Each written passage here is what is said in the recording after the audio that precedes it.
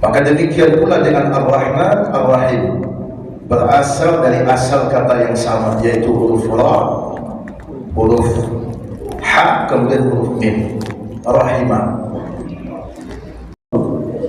Karena timbangan berbeda antara Ar-Rahman dengan Ar-Rahim, maka maknanya berbeda. Apa makna Ar-Rahman? Ar-Rahman itu adalah kasih sayang Allah yang berkelimpahan. Yang mana kasih sayang itu adalah kasih sayang yang tidak peduli kepada siapapun, semuanya disayang oleh Allah. Tidak peduli dia taat kepada Allah, dia durhaka kepada Allah, dia seorang muslim, dia seorang kafir, dia adalah hamba yang patuh kepada Allah, hamba yang bermaksiat kepada Allah, semuanya mendapatkan rahmatnya Allah Subhanahu wa ta'ala. Lihatlah kaum muslimin, bagaimana orang kafir durhaka kepada Allah, tapi Allah tetap berikan kesehatan, Allah tetap berikan rezeki, Allah tetap berikan kehidupan, Allah berikan pasangan, Allah berikan anak. Malah di antara mereka melakukan hal-hal yang tentu dibenci oleh Allah Subhanahu wa ta'ala dengan kekafiran mereka, tapi mereka diberikan kejayaan di dunia. Itu adalah bentuk rahmannya Allah Subhanahu wa ta'ala. Rahman adalah pemberian Allah kepada semuanya, tidak dipilih-pilih oleh Allah Subhanahu wa ta'ala. Itulah sebabnya di dalam Al-Quran, ketika Allah menyebut manusia, maka Allah menyebut dengan sebutan Rahman. Ar-Rahman, Allamal Quran, Khalaqal Insan. Kenapa Allah tidak menyebut Ar-Rahim? Karena itu berkaitan dengan manusia, dan manusia ada yang taat, ada yang tidak taat, ada yang soleh, ada yang maksiat, ada yang durhaka, ada yang taat kepada Allah. Karena itu suratnya surat Ar-Rahman, karena berbicara tentang manusia secara umum, tidak hanya berbicara manusia yang taat kepada Allah Subhanahu wa ta'ala. Karena itulah Allah apabila menyebut dirinya dengan kasih sayang umum, maka Allah menyebutnya dengan Ar-Rahman. Ar-Rahman 'alal 'arsy istawa. Ar-Rahman yang tinggi berada di atas ars. Tapi ketika Allah Subhanahu wa ta'ala menyebut kasih sayang yang khusus, maka Allah tidak menyebut dirinya dengan Ar-Rahman, tapi Allah menyebut dirinya dengan Ar-Rahim. Seperti Allah Subhanahu wa ta'ala menyebutkan di dalam surat Al-Ahzab ayat 43. Apa kata Allah Subhanahu wa ta'ala? Wa kana bil mu'minina rahimah. Dan dia kepada orang-orang yang beriman Allah sebutkan rahimah. Tidak rahman tetapi rahim. Rahim ini adalah kasih sayang khusus Allah Subhanahu wa ta'ala kepada orang-orang yang taat kepadanya. Artinya apa jemaah sekalian? Orang-orang yang beriman dan taat kepada Allah mendapatkan dua kasih sayang sekaligus. Dia mendapatkan dua hal sekaligus. Pertama, dia mendapatkan rahmannya Allah Subhanahu wa ta'ala. Karena rahman itu didapatkan oleh siapapun.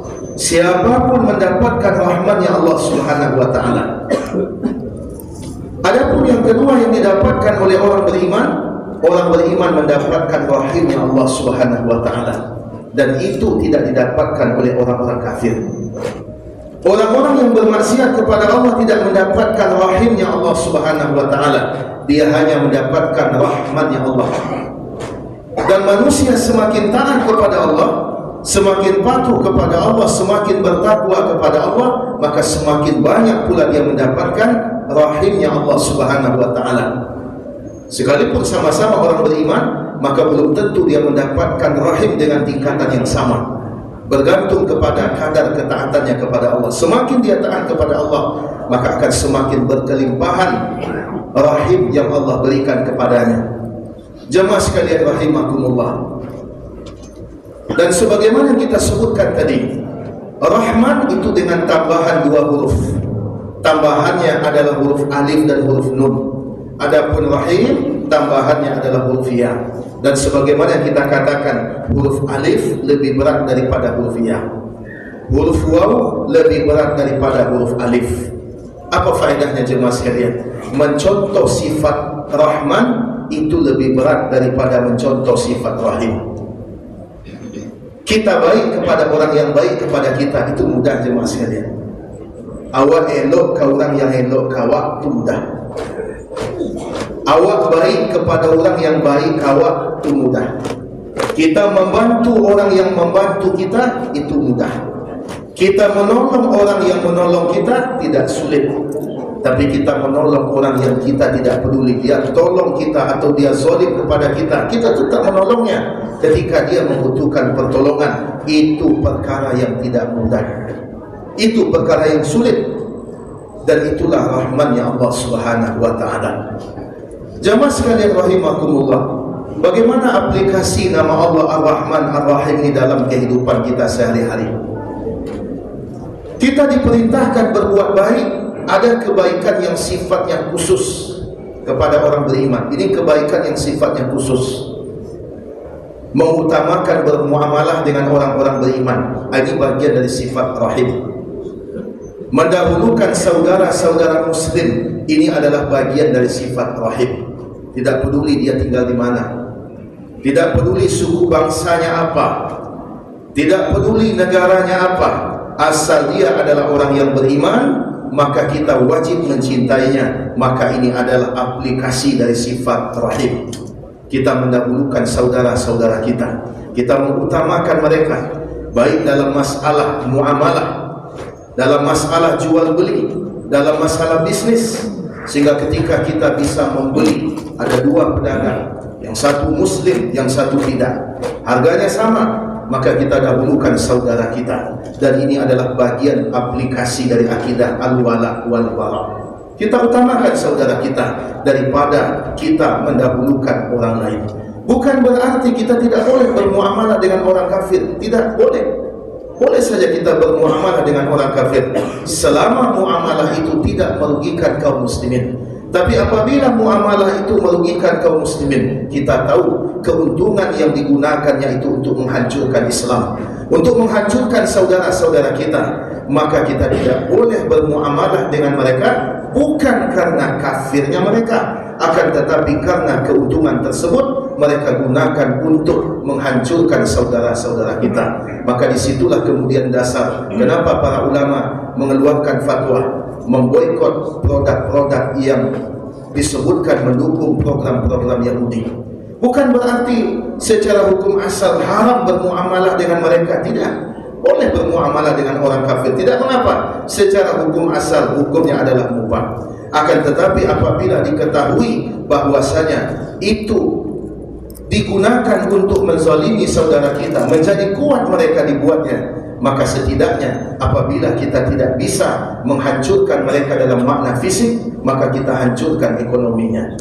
Jamaah sekalian rahimakumullah, demikian pula aplikasi dari Rahman adalah kita sebagai orang beriman. Jamaah sekalian, ada masanya kita tidak membeda-bedakan orang. Ada masanya kita membedakan, ini orang beriman, ini orang kafir. Ada masanya kita membedakan. Tapi ada pula masanya kita tidak boleh membedakan. Misal ada seorang perawat di rumah sakit, ada orang kecelakaan. Yang kecelakaan ini, yang keadaannya parah ini bukan seorang muslim. Dia tak boleh mengatakan apa jalan Islam pada dia sudah, tidak boleh. Dia harus rawat orang itu, dia harus obati dia, dia harus tetap layani sebagaimana dia telah melayani yang lainnya. Dia tak boleh beda-bedakan. Demikian pula, misalnya ada orang kecelakaan di depan kita, nyuantak di oto, nyuantak di undang, nampak dia awak, tagaletak, wak preso ke TP, anda awak, biar ada pajak. Tak boleh seperti itu. Ini adalah bagian dari sifat Rahman. Ada kebaikan yang sifatnya umum, tanpa boleh kita membeda-bedakan orang. Siapapun lakukan, ada masanya. Tapi ada masanya pula, maka di saat itu kita dilarang berbuat baik kepada orang kafir. Ada keadaan-keadaan tertentunya. Demikian pula jemaah sekalian, jangankan kepada manusia, kepada binatang pun kita diperintahkan berbuat baik. Kepada binatang, yang tentu binatang lebih rendah daripada manusia, tapi kepada binatang pun kita diperintahkan berbuat baik. Tidak boleh berbuat zalim. Karena itu siapapun yang memelihara binatang, maka bertambah satu kewajibannya. Apa kewajibannya Bapak Ibu sekalian? Inyo harus tahu ada ketujuh dari binatang tu. Apa-apa yang memelihara burung di rumah tu harus tahu ilmu tentang burung tu. Kalau ada burung itu, biasanya dia harus punya pasangan. Apa pelihara sekuase, apa zolim namanya?